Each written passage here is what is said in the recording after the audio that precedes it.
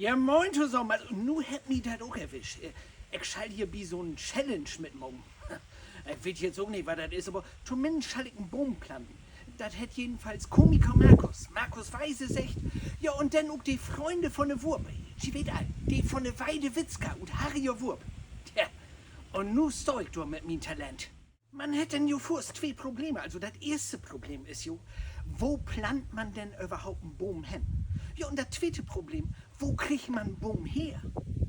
Das erste Problem muss man sich natürlich erstmal überlegen, will man sich selbst anstrengen oder hätt man jemanden, den helfen deit? Ja, und da hab ich natürlich vors allen Hülpsmann gefunden. Hier, kick mal da, hier. Das ist ein Winnewupp. Maulwurf, sagt die Hochdütsche. Aber wie sagt Winnewupp? Und die hätt mir einen feinen Lockbuddelt. Ist das nicht schön? Das zweite Problem, das ist natürlich dann noch ein bisschen was grötter. Also, wo kriegst du denn von da oben noch einen Baum her? Du nimmst doch all so viele Lü an das Challenge-Deal. Du kriegst ja nahens mir einen Baum. Ja, aber Burdecker wir natürlich nicht Burdecker, wenn du nicht auch eine Lösung für Brot hast. Ja, und deswegen hab ich mir einfach selbst einen Baum besorgt. Also, tüv mal im Kicken, ob ich denn Manns bin. Ja! Oh, hier, du hab ihn. Echte deutsche Eiche. So, jetzt kommt natürlich das sturste Deal, das fachgerechte Insetten von so'n Baum. Aber ich hab mir ein feines Schiff besorgt.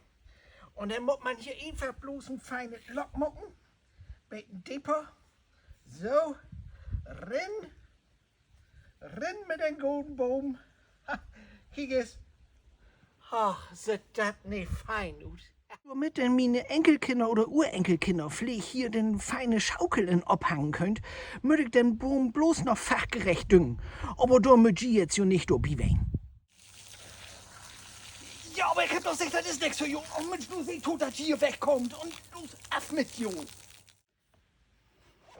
Ja, dann kennt ihr jetzt auch das ökologische Geheimnis von Burdecker. Aber, ja, ich söms nominier jetzt nums mehr. Also, mir fällt tatsächlich nums mehr in, wenn ich vielleicht noch nominieren kann, den noch nicht irgendwo einen Baum plant hätt.